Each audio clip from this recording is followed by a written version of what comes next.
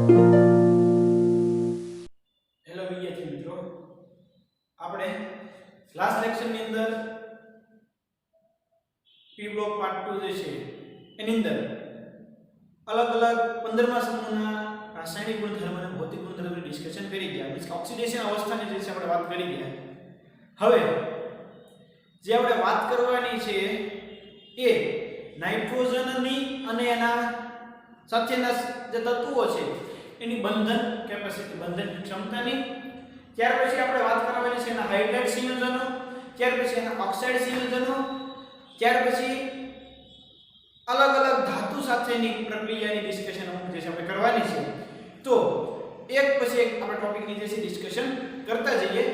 એમાં પહેલો ટોપિક છે બંધન ક્ષમતા. હવે જે મિત્રો આપણે શાંતિથી બધા જ ટોપિક જે છે એ શીખતા જઈએ.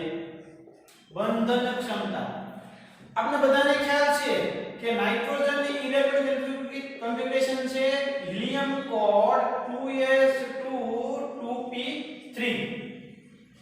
હવે આ 2s અને અહીંયા જે છે એ 2p. નાઇટ્રોજનની બાહ્યતમ કક્ષાની અંદર 3 ઇલેક્ટ્રોન છે px py અને pz. મીન્સ કે 3 ઇલેક્ટ્રોન જે છે રહેલા છે. આવી નાઇટ્રોજનની ઇલેક્ટ્રોન જે છે એ ગોઠવણી છે. મીન્સ કે એની પાસે આની પાસે એક s અને 3 p જે છે બંધ બનાવવા માટે હાજર છે. અહીંયા જે છે નાઇટ્રોજનમાં 2d આવે નહીં. એટલે કે નાઇટ્રોજન પાસે મહત્તમ બંધ બનાવવા માટે જે છે એ કેટલી કક્ષકો છે? તો કે ટોટલ 4 કક્ષક છે. કેટલી કક્ષક છે ભાઈ? 4. એટલે કે નાઇટ્રોજન જે છે એ મહત્તમ 4 બંધ જે છે બનાવી શકે. નાઇટ્રોજન જે છે મહત્તમ કેટલા બંધ બનાવી શકે? 4. 4 થી વધારે ક્યારેય નાઇટ્રોજન જે છે એ બંધ બનાવી શકશે નહીં. હવે એની અંદર એક જે છે એ s કક્ષક અને 3 જે છે એ p કક્ષક કમ્બાઈન થાય ટોટલ 4 જે છે કક્ષક આપણે પ્રાપ્ત થાય કે મહત્તમ બંધ જે છે નાઇટ્રોજન કેટલા બનાવી શકે? 4. 4 થી વધારે નાઇટ્રોજન જે છે બંધ બનાવી શકશે નહીં. કેમ ભાઈ? તો કે એની પાસે b કક્ષક પ્રાપ્ય નથી. એટલે કે એના માટે 2s અને 2p જે છે બંધ બનાવવા માટે વાપરી શકાય. એનાથી બીજી કોઈ પણ કક્ષક એને પ્રાપ્ય નથી. એટલું જે છે બધાને ક્લિયર થઈ ગયું. આપણે BMO bonding molecular orbital theory શીખી ગયા હતા કે N2 માટે એનો બંધ ક્રમાંક જે છે એ 3 આવતો હતો. એટલે કે નાઇટ્રોજન વચ્ચે ટ્રિપલ બોન્ડ જે છે આવેલા છે. આ બધાને ખ્યાલ છે કે નાઇટ્રોજન વચ્ચે જે છે એ ટ્રિપલ બોન્ડ આવેલા છે. એમાં એક સિગ્મા બંધ હતો, બાકીના જે છે બે પાઈ બંધ. આ બધાને એટલો ખ્યાલ છે. હવે આ નાઇટ્રોજન ટ્રિપલ બોન્ડ છે એટલે 3 બંધ છે. આપણે એ પણ શીખી ગયા છે કે એમાં s સ્વભાવ જે છે એ વધારે. એટલે એની જે બંધન એન્થાલ્પી જે છે એ વધારે હોય. એટલે કે આનું જે છે તમે વિયોજન સહેલાઈથી કરી શકશો નહીં. એટલું બધાને ક્લિયર થઈ ગયું કે નાઇટ્રોજનની electron configuration helium core 2s2 2p3. એટલે કે 2s ના 2 ઇલેક્ટ્રોન અને 2p ના 3 ઇલેક્ટ્રોન ટોટલ એની પાસે એક s કક્ષક અને 3 p કક્ષક બંધ બનાવવા માટે પ્રાપ્ય છે. એટલે કે ટોટલ 4 કક્ષક છે. એટલે નાઇટ્રોજન મહત્તમ 4 બંધ બનાવી શકે. એની પાસે p કક્ષક નથી, d કક્ષક નથી. એટલે એમાં કક્ષકોનું વિતરણ ન થાય. કક્ષકોનું વિતરણ ન થાય એટલે શું ભાઈ? કે હવે વધારે કક્ષા જે છે બંધ બનાવવા માટે આવી શકશે નહીં. અને 4 બંધ હોય એનો એક્ઝામ્પલ છે NH4+. એમાં નાઇટ્રોજન સાથે 3 હાઇડ્રોજન જે છે એ સિગ્મા બોન્ડ થી કમ્બાઈન થયેલા છે. એક હાઇડ્રોજન S+ હતો પણ નાઇટ્રોજન પોતાની લોન પેર આપી. આ રીતે જે છે બંધ બન્યું. NH4 મહત્તમ 4 બંધ બનાવી શકે.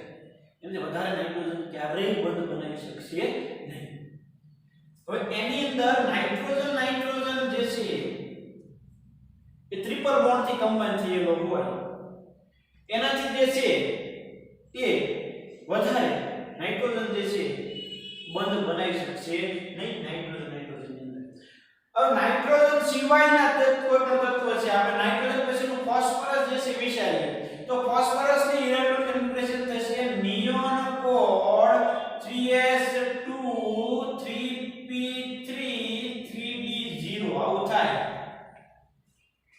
કારણ કે 3d આવે એટલે પછી એમાં 3d કેટલી છે 0 છે. હવે આ ન લખીએ આપણે તોય તે જે છે આવું થાય કે ફોસ્ફરસ ની electron configuration neon code 3s2 3p3 એટલું ક્લિયર. હવે નાઇટ્રોજન ની હું ઉત્તેજિત અવસ્થામાં લખી શકું નહીં પણ ફોસ્ફરસ ની જે છે ઉત્તેજિત અવસ્થા લખી શકાય ભાઈ. શું થશે એમાં તો કે આપણે જે છે હું પહેલી દર્શાવું 3s ત્યાર પછી જે છે દર્શાવું 3p બરોબર આ 3p અને હવે હું અહીંયા નીચે દર્શાવું છું 3d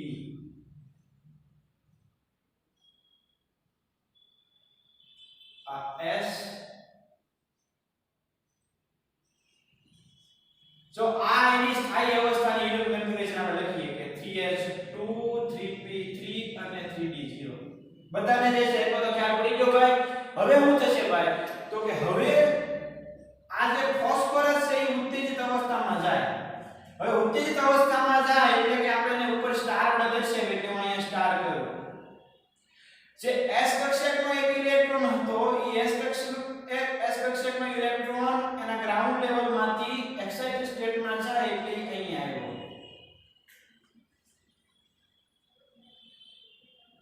એટલે હવે આ ફોસ્ફરસ છે ફોસ્ફરસ એની પાસે એક s 3p અને એક d બંધ બનાવવા માટે પ્રાપ્ત છે એટલે કે 5 બંધ જે છે બનાવી શકે. ઓબ્વિયસલી તમે જે છે સહેલાઈથી જોઈ શકો છો PCl5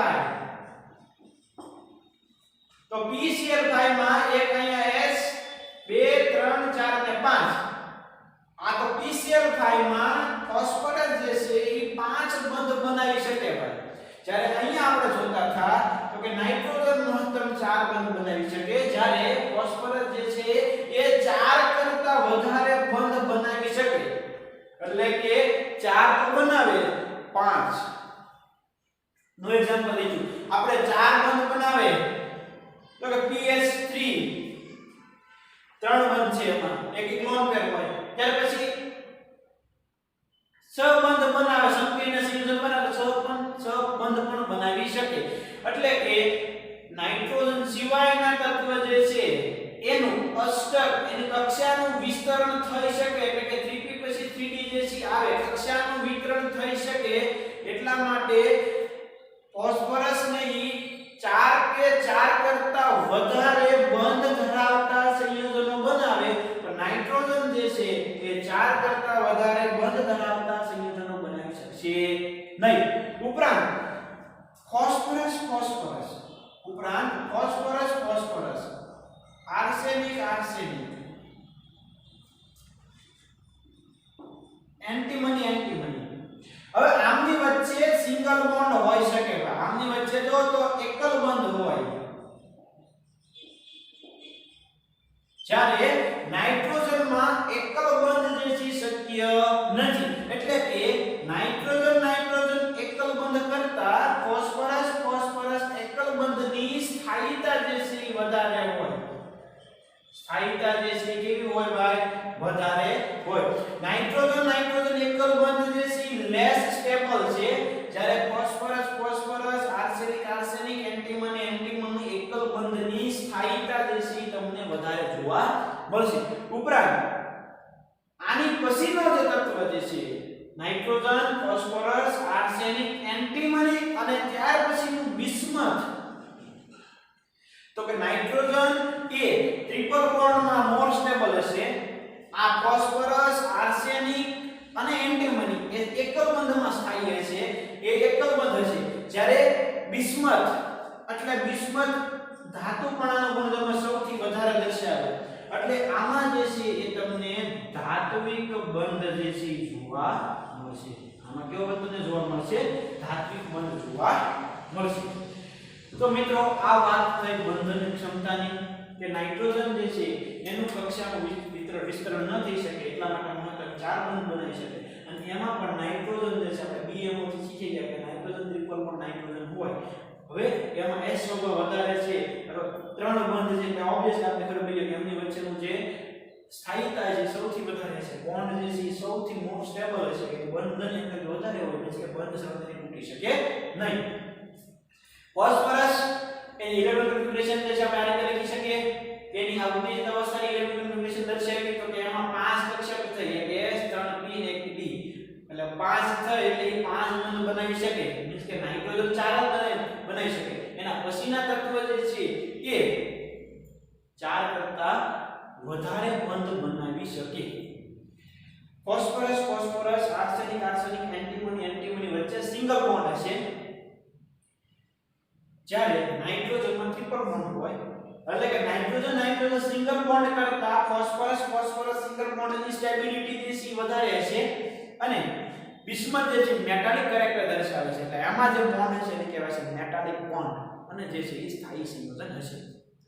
તો મિત્રો આ વાત થઈ બંધન ક્ષમતાની, બંધન કેપેસિટીની. આપણે જે છે સ્લાઇડ થી જોઈ લઈએ. અહીંયા જે છે નાઇટ્રોજન પાસે મહત્તમ 4 કક્ષકો પ્રાપ્ત છે, એક S અને 3 P, એક S અને 3 P. એટલા માટે જે છે મહત્તમ 4 બંધ બનાવી શકે. એની પાસે D કક્ષક પ્રાપ્ય નથી એટલે કે કક્ષકોનું વિતરણ થઈ શકતું નથી. એટલે NCl3 શક્ય બનશે, NCl3 શક્ય બનશે પણ NCl5 બનાવી શકશે નહીં. આ જે છે બનાવી શકે NCl5 જે છે એ બનાવી શકશે નહીં. એ જે છે બનાવી શકશે નહીં કારણ કે એની પાસે 5 કક્ષક જ નથી એટલે 5 બંધ જ ન બનાવી શકે. મહત્તમ 3 કે 4 બંધ જે છે બનાવી શકે.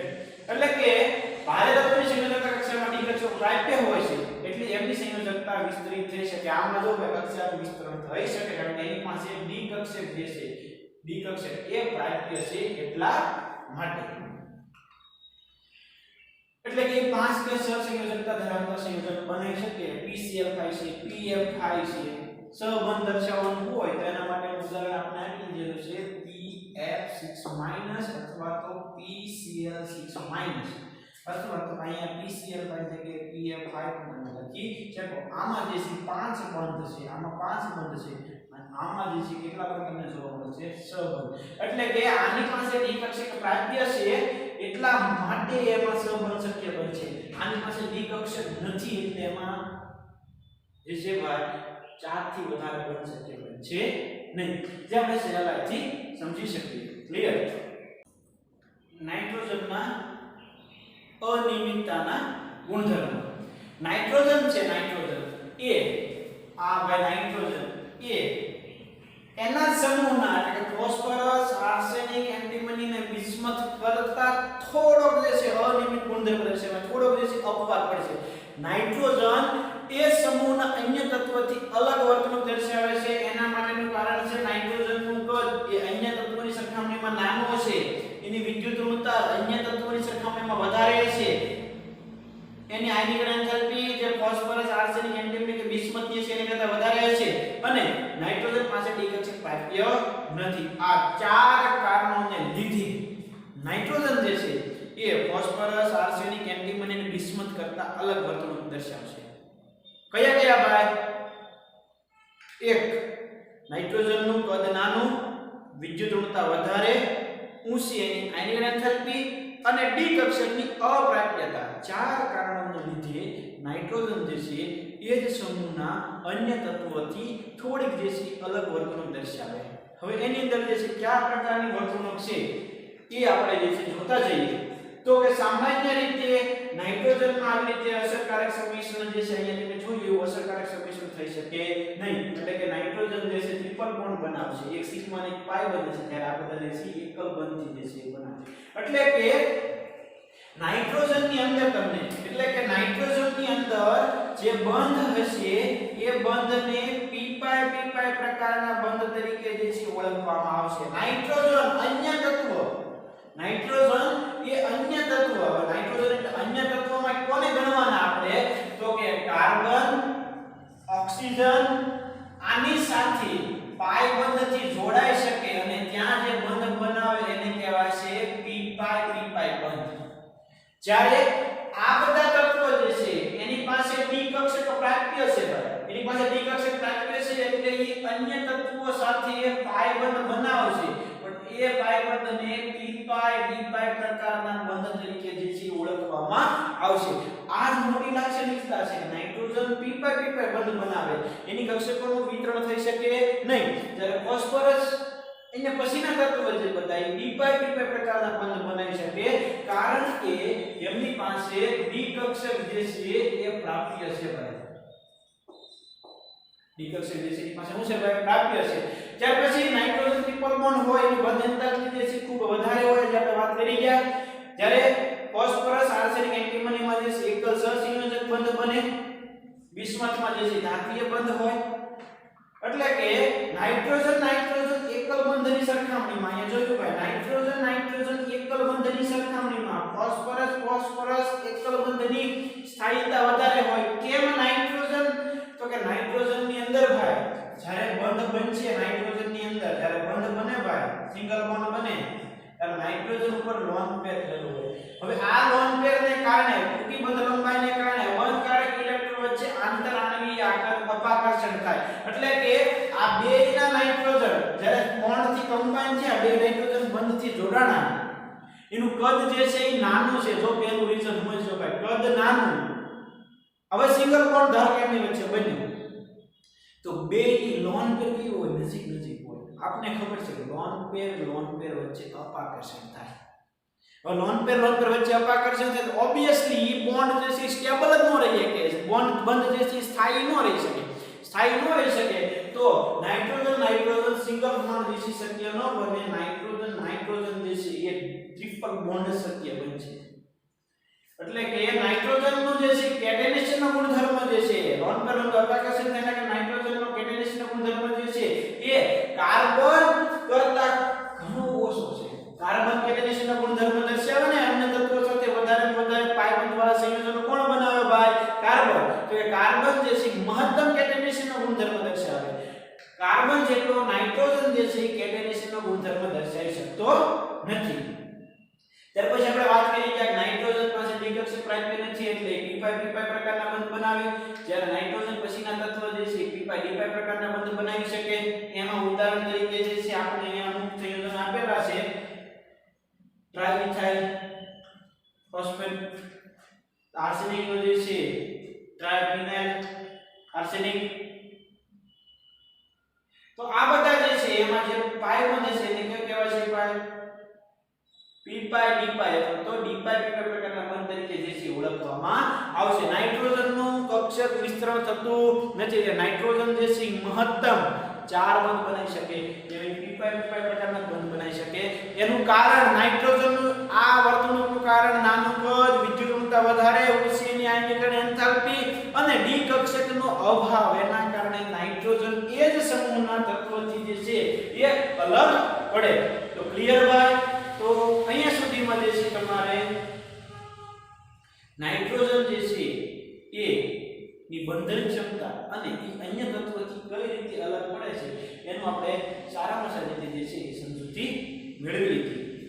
આપણે વાત કરવા જઈ રહ્યા છીએ હવે નાઇટ્રોજનની કે અન્ય તત્વોની હાઇડ્રોજન, ઓક્સિજન, હેલોજન અને ધાતુ સાથેની પ્રક્રિયા. એટલે કે સમૂહ 15 ના તત્વોની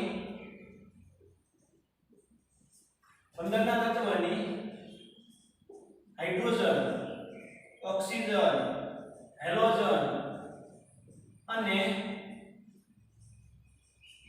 મેટલ સાથેની રિએક્ટિવિટી આપણે ડિસ્કશન આની જે છે કરવાનું છે. એમાં સૌપ્રથમ જે છે એ આપણે હાઇડ્રોજન સાથેની પ્રતિક્રિયાત્મકતા જે છે જોઈ લઈએ. હાઇડ્રોજન સાથેની પ્રતિક્રિયાત્મકતા તો કે સામાન્ય રીતે સમૂહ 15 નંબરના સમૂહના તત્વ જે છે એ હાઇડ્રોજન સાથે પ્રક્રિયા કરી આ પ્રકારના જે છે એ હાઇડ્રાઇડ બનાવે.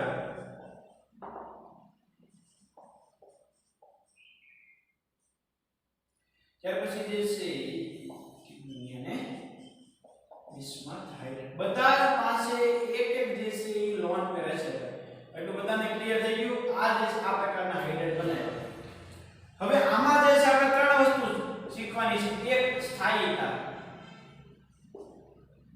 ત્યાર પછી બીજું જે છે એ રિડક્શન કર્તાનો સ્વભાવ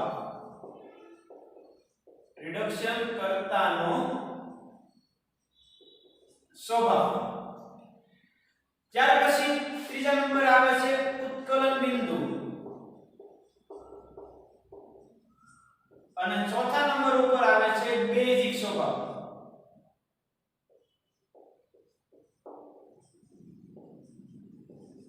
આ ચાર ગુણધર્મોનો જે છે એ આપણે આમાં અભ્યાસ કરવાનો છે સ્થાયીતા તો ઉપરથી નીચે તરફ જતા કયા પ્રકારનો ફેરફાર થાય રિડક્શન કરતાના સ્વભાવની અંદર કયા પ્રકારનો ફેરફાર થાય ઉત્કલન બિંદુમાં કયા પ્રકારનો ફેરફાર થાય અને બેઝિક સ્વભાવની અંદર કયા પ્રકારનો ફેરફાર થાય હવે મિત્રો આપણે સ્થાયીતાની વાત કરીએ તો આપણે આમાં હાઇડ્રોજન તો એક સરખા છે બધામાં એટલે આપણે કેન્દ્રસ્થ પરમાણુની ડિસ્કશન કરવાની થાય તો કેન્દ્રસ્થ પરમાણુમાં નાઇટ્રોજન ફોસ્ફરસ આર્સેનિક એન્ટીન અને બિસ્મથ છે મીન્સ કે હું એમ લખું છું કેન્દ્રસ્થ પરમાણુનું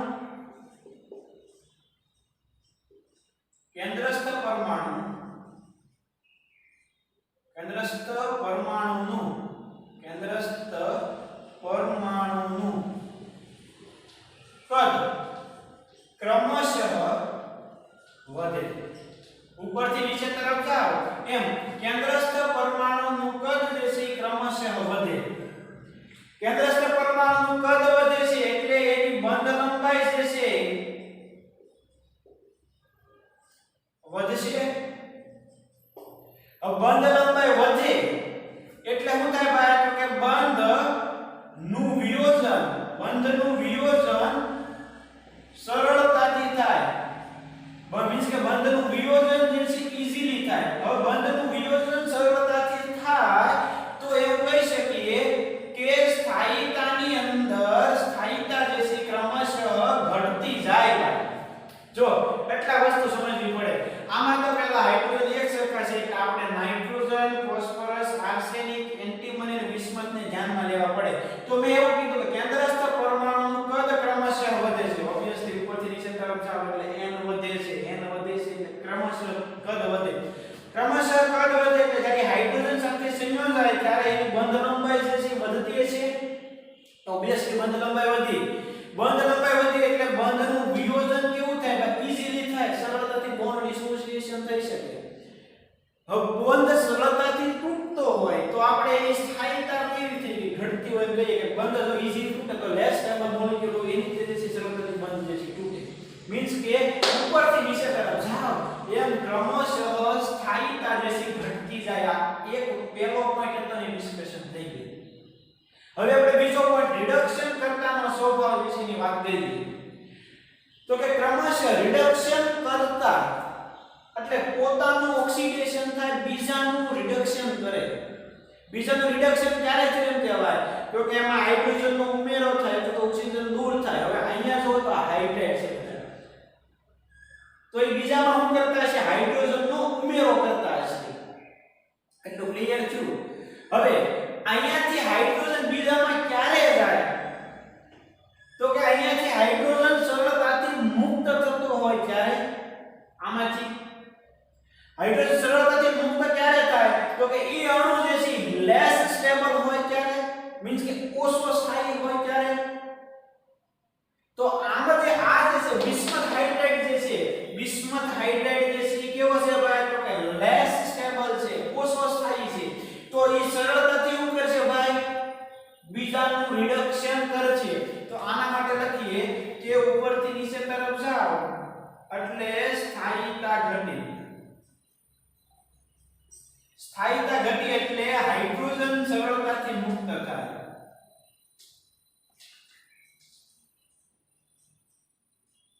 હવે હાઇડ્રોજન સરળતાથી મુક્ત છો એટલે હાઇડ્રોજન સરળતાથી બીજામાં ઉમેરાઈ શકે હાઇડ્રોજન સરળતાથી મુક્ત છો એટલે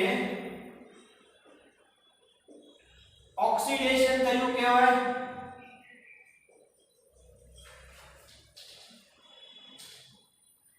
એટલે ઓક્સિડેશન થાય, જેનું ઓક્સિડેશન થાય એટલે એની બીજાનું ઉપર રિડક્શન એટલે કે એને કહેવાય રિડક્શન કરતા. તો ઓક્સિડેશન થાય એટલે કે એને કહેવાય રિડક્શન કરતા.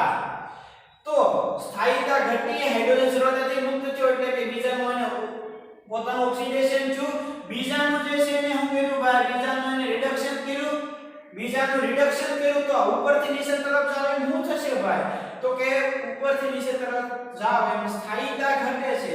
સ્થાયીતા ઘટે એટલે હાઇડ્રોજન સરળતાથી મુક્ત થાય એટલે રિડક્શન કર્તાનો ગુણધર્મ, રિડક્શન કર્તાનો ગુણ વધે.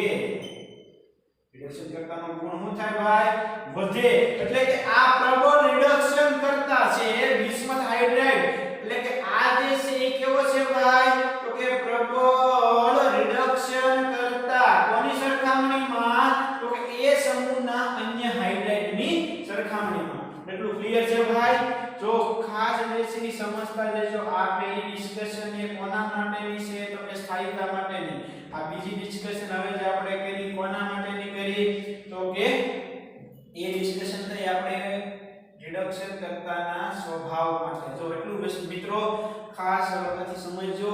થોડુંક જે છે થિયોરિટિકલ છે, અગાઉનો કોન્સેપ્ટ ક્લિયર હોય તો તમને પ્રોબ્લેમ પડશે નહીં. સ્થાયીતા ઘટી એટલે રિડક્શન કરતાનો ગુણ વધ્યો. કેમ સ્થાયીતા ઘટી એટલે શું થાય, તો કે હાઇડ્રોજન સરળતાથી મુક્ત થાય. હાઇડ્રોજન સરળતાથી મુક્ત થાય, હાઇડ્રોજન ગયો એટલે પોતાનું ઊંચું ઓક્સિડેશન થયું એટલે કે બીજાનું કરે રિડક્શન, એને કહેવાય રિડક્શન કરતા. બીજાનું જે છે રિડક્શન કરે એટલે એને કહેવાય રિડક્શન કરતા.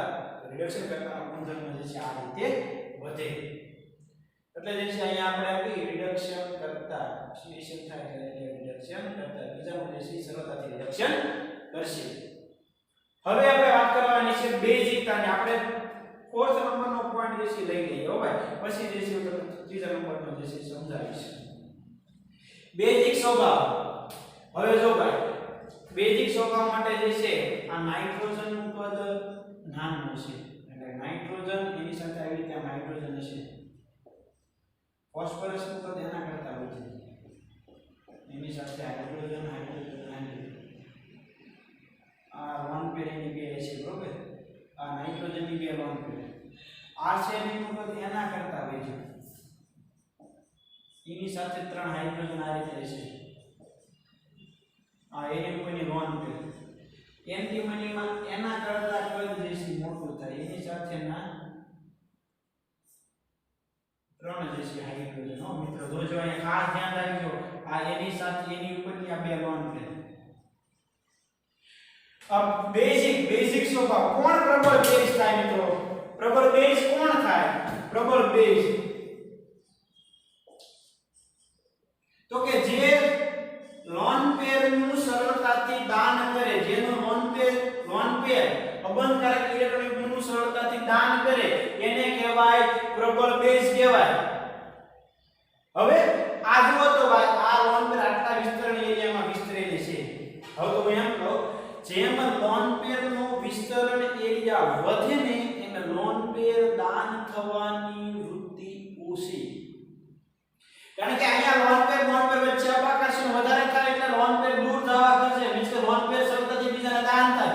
અહીંયા તો ઓલરેડી લોન પેર બહુ દૂર છે, મીન્સ કે લોન પેર નો વિસ્તરણ એરિયા વધ્યો, લોન પેર નો વિસ્તરણ એરિયા વધ્યો એટલે લોન પેર સરળતાથી દાન થાય નહીં. લોન પેર સરળતાથી દાન ન થાય તો એ પ્રબળ બેઝ કહેવાય નહીં. એનો બેઝિક સ્વભાવ જે છે કેવો છે ભાઈ, ઓછો. તો એમોનિયા જે છે પ્રબળ બેઝ થશે. એમોનિયા જે છે એ કેવો થશે ભાઈ, પ્રબળ બેઝ. બેઝિક સ્વભાવમાં નાઇટ્રોજન નું કદ નાનું એટલે એમોનિયામાં નાઇટ્રોજન જે છે એ સરળતાથી લોન પેર નું દાન કરે એટલે એની બેઝિકતાનો ક્રમ જે છે એ આવો થાય ભાઈ. બેઝિકતાનો ક્રમ આવો થશે. નાઇટ્રોજન જે છે સરળતાથી લોન પેર ગુમાવે, લોન પેર નું દાન કરે અને લૂઇસ બેઝ તરીકે વર્તે. જ્યારે આ બધા જે છે એમાં લોન પેર નો વિસ્તરણ એરિયા ગોળાકાર ભાગનો વિસ્તરણ એરિયા, તો એનો વિસ્તરણ એરિયા જે છે એટલો વધારે એટલે લોન પેર નું સરળતાથી દાન થઈ શકે નહીં. લોન પેર નું સરળતાથી દાન ન થાય તો એ નિર્બળ બેઝ છે. મીન્સ કે એની બેઝિકતા જે છે ઘટી, તો આ બેઝિકતાનો ક્રમ જો તો એમ કહો કે આવર્તમાં આ જે હાઇડ્રાઇડ છે એ સમૂહ માટે તમે ઉપરથી નીચે તરફ જાઓ એમ બેઝિક લક્ષણ બેઝિક સ્વભાવ જે છે ભાઈ એ ઘટે, બેઝિક સ્વભાવ શું થાય ભાઈ ઘટે। અને હવે આપણે વાત કરવાની છે ઉત્કલન બિંદુની ભાઈ। હવે ઉત્કલન બિંદુમાં ક્રમશઃ ઉપરથી નીચે તરફ જાવ એમ ઘટાડો થાય કે વધારો થાય, તો કે ઉત્કલન બિંદુમાં ઉપરથી નીચે તરફ જાવ એમ ક્રમશઃ ઉત્કલન બિંદુ ક્રમશઃ ઉપરથી નીચે તરફ જાવ એમ વધે। મીન્સ કે એમોનિયાનું સૌથી ઓછું અને આ બધાનું જે છે સૌથી વધારે, પણ ભાઈ એના ઉત્કલન બિંદુનો ક્રમ આવો છે।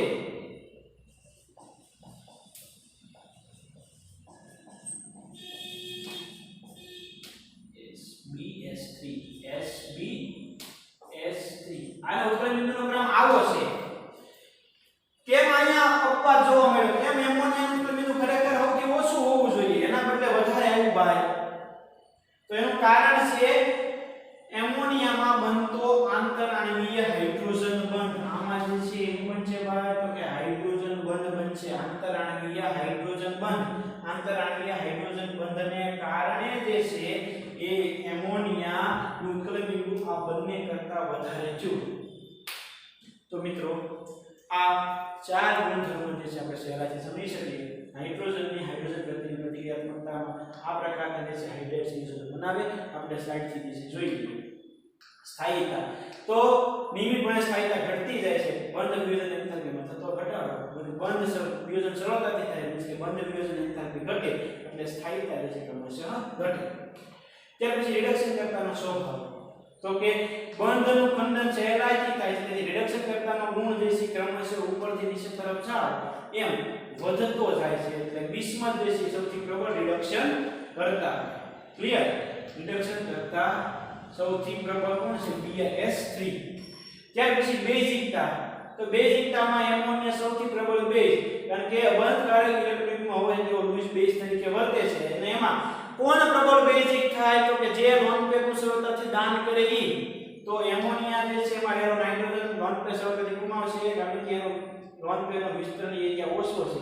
જો ક્રમશઃ વિસ્તરણ એરિયા વધતો જાય ત્યારે લોન પેર સરળતાથી દાન થશે નહીં, એટલે થોડોક બેઝિક સ્વભાવનો ક્રમશઃ ઘટતો જાય। અને ત્યાર પછી ઉત્કલન બિંદુ, તો ક્રમશઃ ઉત્કલન બિંદુ જે છે એ વધતું જાય છે, પણ નાઇટ્રોજનનું નાનું કદ અને એમાં બનતો આંતરાણવીય હાઇડ્રોજન બંધનને કારણે એના ઉત્કલન બિંદુમાં આ રીતે અપવાદ જોવા મળે।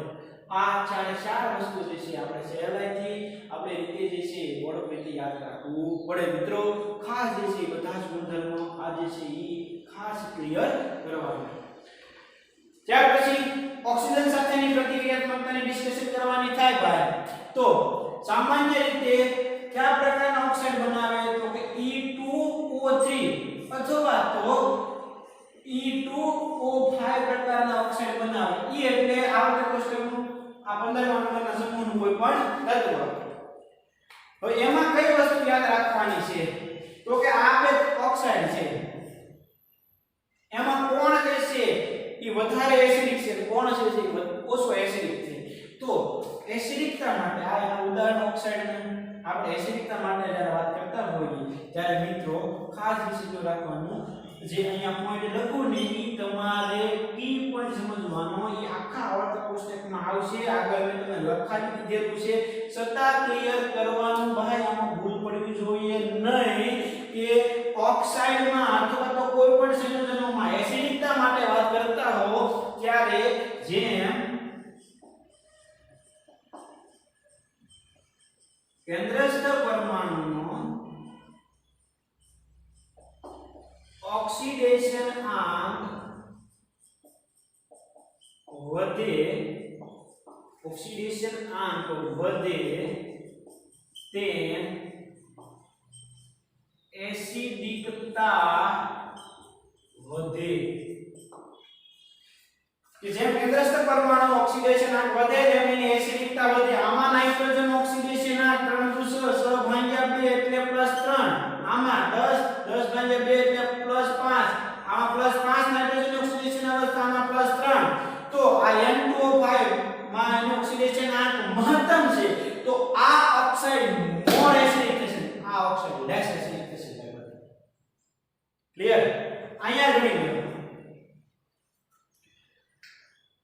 10 દુ 20, 20 ભાગ્યા 4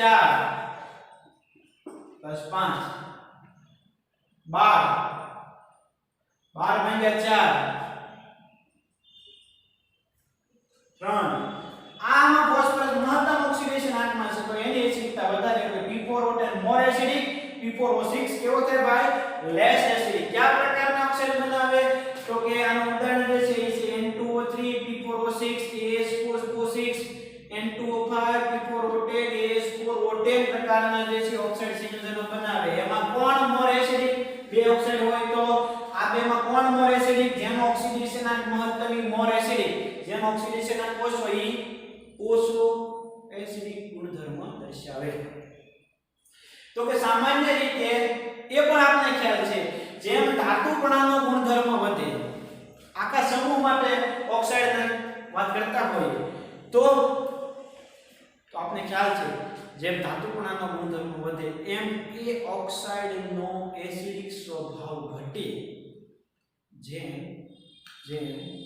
ધાતુપણાનો ગુણધર્મ વધે એટલે હું ઓક્સાઇડને જે છે અહીંયા લખી નાખું તો તમને સમજવા માટે અહીંયા જે છે આપણે લખી નાખીએ N2O3 P4O6 SB4O6 અહીંયા AS આવશે હો લખીએ AS4O6 SB4O6 Bi2O3. તો જો ભાઈ આ ઉપરથી નીચે તરફ ગયા ધાતુપણાનો ગુણધર્મ વધ્યો, ધાતુનો ગુણ વધે તો ધાતુનો ગુણ વધે એટલે બેઝિક સ્વભાવ વધે. ધાતુનો ગુણ વધે બેઝિક સ્વભાવ વધે. ક્લિયર? તો આ નાઇટ્રોજન અને ફોસ્ફરસ અધાતુ છે તો એ એસિડિક હશે. Bi2O3 ધાતુ છે તો કેવો છે ઓક્સાઇડ બેઝિક. એટલે આ જે છે કેવો છે ભાઈ બેઝિક, આ કેવો છે એસિડિક. તો ધાતુનો ગુણ વધે, બેઝિક સ્વભાવ વધે ઓક્સાઇડનો, એસિડિક સ્વભાવ ઘટે. ક્લિયર? આપને એટલો ખ્યાલ હોવો જોઈએ ભાઈ કેમ એસિડિક સ્વભાવ ઘટે અને બેઝિક લક્ષણ વધે તો કે એમાં ધાતુપણાનો ગુણધર્મ વધે છે એટલે ધાતુના જે ઓક્સાઇડ હોય એ સ્વભાવે બેઝિક હોય, અધાતુના ઓક્સાઇડ સ્વભાવે એસિડિક હોય. જે આપણે સહેલાઈથી નક્કી કરી શકીએ. હેલોજન પ્રત્યેની પ્રતિક્રિયાત્મકતા તો સામાન્ય રીતે 15મા નંબરના સમૂહમાં ટ્રાયહેલાઇડ અને પેન્ટાહેલાઇડ સંયોજનો બનાવે. ટ્રાયહેલાઇડ અને પેન્ટાહેલાઇડ. પણ નાઇટ્રોજન જે છે એ પેન્ટાહેલાઇડ સંયોજન બનાવતો નથી. કેમ પેન્ટાહેલાઇડ સંયોજન ન બનાવે તો કે ડી કક્ષકનો અભાવ. ડી કક્ષકનો અભાવ હોવાને કારણે નાઇટ્રોજન જે છે એ આ સંયોજન બનાવી શકે નહીં. એટલે નાઇટ્રોજન ફક્ત ને ફક્ત ટ્રાયહેલાઇડ સંયોજન જ જે છે બનાવી શકે. નાઇટ્રોજન ફક્ત ને ફક્ત ટ્રાયહેલાઇડ સંયોજન જ જે છે બનાવી શકે. હવે મિત્રો આપણે જે છે ઉદાહરણ લઈએ PF3 અને એક લઈએ છીએ PF5. આમાં કોણ જે છે એ વધારે આયોનિક અને કોણ જે છે વધારે સહસંયોજક એ નક્કી કરવાનું છે. હવે કોણ આયોનિક અને કોણ સહસંયોજક નક્કી કરવું હોય તો આપણે કેન્દ્રસ્થ પરમાણુનું કદ ધ્યાનમાં લેવું પડે. કેન્દ્રસ્થ પરમાણુનું કદ. હવે એક પરમાણુનું કદ જે છે નક્કી કરવા માટે આપણે એનો ઓક્સિડેશન આંક ગણવો પડે.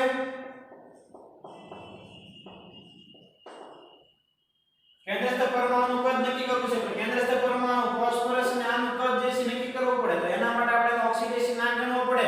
આમાં ફોસ્ફરસનો ઓક્સિડેશન આંક કેટલો હશે ભાઈ ગણો તો +3. આમાં કેટલો હશે ભાઈ તો કે +5. એટલે કે આમાં ફોસ્ફરસ ઉપર +3 વીજભાર છે, આમાં જે છે +5 વીજભાર છે. હવે આપણે એટલું તો ખબર છે કે કેન્દ્રસ્થ પરમાણુ ઉપર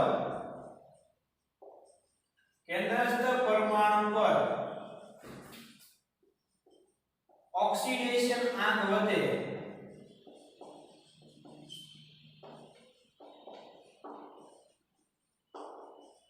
તેમ ઓક્સિડેશન આંક વધે તેમ તેનું કદ ઘટે. હવે આપણા માટે તો આ કી પોઈન્ટ છે, કદ ઘટે. આપને ખબર છે જેનું કદ નાનું ઈ કેવો, કદ નાનું ઈ કેવો ભાઈ, કદ નાનું ઈ કેવો તો કે સહસંયોજક. જેમાં ધન આયનનું કદ નાનું ઈ સ્વભાવે કેવો ભાઈ, સહસંયોજક. આમાં +5 આમાં +3 તો આ જે છે એ pF3 કરતા સહસંયોજક હશે. એટલે કે pF5 માં આયોનિક લક્ષણ ઓછું હશે અને સહસંયોજક લક્ષણ કેવું હશે ભાઈ, વધારે. જ્યારે આ બેની સરખામણીમાં આ જે છે, આ બેની સરખામણીમાં આ જે છે એનું એમાં ફોસ્ફરસનું કદ જે છે મોટું હશે એટલે આ જે છે કમ્પેરીઝન માં કેવો હશે ભાઈ, આયોનિક હશે. આ બેની કમ્પેરીઝન તમે કરતા હો તો આ સહસંયોજક હશે, આ કેવો હશે ભાઈ, આયોનિક. કેમ આયોનિક તો કે એમાં P જે છે ફોસ્ફરસ જે છે એનું કદ આ ફોસ્ફરસ કરતા વધારે છે. કદ વધ્યું એટલે આયોનિક લક્ષણ વધે, કદ ઘટે ધન આયન તો આયોનિક લક્ષણ ઘટે. તો અહીંયા જે છે એ જ વસ્તુ સમજાવેલી છે. PCl5 અને PCl3 ની અંદર પેન્ટાહેલાઇડ સંયોજન ટ્રાયહેલાઇડ સંયોજન, પેન્ટાહેલાઇડ સંયોજનો તેના ટ્રાયહેલાઇડ સંયોજનો કરતા વધારે સહસંયોજક હશે. એટલે આમાં આમ આવે ભાઈ. જો કોણ વધારે પેન્ટાહેલાઇડ સંયોજન તેના ટ્રાયહેલાઇડ સંયોજનો કરતા વધુ સંયોજક છે એટલે સહસંયોજક લક્ષણ PCl5 માં વધારે, PCl3 માં ઓછું. એટલે આ કરેક્શન કરી નાખજો. પેન્ટાહેલાઇડ સંયોજનમાં +5 ઓક્સિડેશન અવસ્થા, ટ્રાયહેલાઇડમાં +3 ની તુલનામાં +5 ઓક્સિડેશન અવસ્થા વધુ ધ્રુવણ ક્ષમતા. એટલે કે ઋણ આયનના આકારમાં વધારે વિકૃતિ કરી શકે. ધ્રુવીભવન ક્ષમતા, ઋણ આયનના આકારમાં વિકૃતિ કરવી, ધ્રુવણ કેપેસિટી, પોલરાઇઝેબિલિટી કહેવાય એને, વધુ હોય છે. પેન્ટાહેલાઇડ સંયોજન કેવા હોય ભાઈ, સહસંયોજક હોય. અને NF3 જે છે સ્થાયી હોય છે, જ્યારે BF3 આયની હેલાઇડ છે. આ સિવાયના અન્ય ટ્રાયહેલાઇડ સ્વભાવ કેવા છે ભાઈ, સહસંયોજક છે. NF3 કેવો છે ભાઈ, સ્થાયી. BF3 કેવો છે ભાઈ, આયની. ત્યાર પછી ધાતુ પ્રત્યેની પ્રતિક્રિયાત્મકતા. તો સામાન્ય રીતે 15મા નંબરના સમૂહના તત્વો -3 ઓક્સિડેશન આંક ધરાવતા જે છે એ સંયોજનો બનાવે. ઉદાહરણ તરીકે છે calcium nitride, sodium arsenide, zinc antimonide, magnesium bismuthide, lithium nitride, calcium phosphide. તો આ બધા સંયોજનોમાં 15મા નંબરના સમૂહના તત્વોનો ઓક્સિડેશન આંક એ કેટલો છે ભાઈ, માઈનસ. કારણ કે ધાતુ હંમેશા ધન ઓક્સિડેશન અવસ્થા દર્શાવે. એટલે ફોસ્ફરસના જે તત્વો છે બધા જ ઋણ -3 ઓક્સિડેશન અવસ્થાવાળા છે, -3 ઓક્સિડેશન અવસ્થામાં હશે. તો મિત્રો આજે આપણે ખાસ અગત્યના ટોપિકને જે છે ડિસ્કશન કરી ગયા. એમાં નાઇટ્રોજન જે છે સમૂહથી થોડોક અલગ પડે છે એ. ત્યાર પછી 15મા નંબરના સમૂહના તત્વોની હાઇડ્રોજન, ઓક્સિજન, હેલોજન અને ધાતુ સાથેની પ્રતિક્રિયાત્મકતા. ઓકે, શાંતિથી 1 થી 2 વાર વિડિયો જોજો. ખાસ અગત્યનો છે MCQ માટે પણ અને બોર્ડ માટે પણ. ક્લિયર ભાઈ? શાંતિથી જે છે લેક્ચર નું રિવિઝન જે છે કરીશું.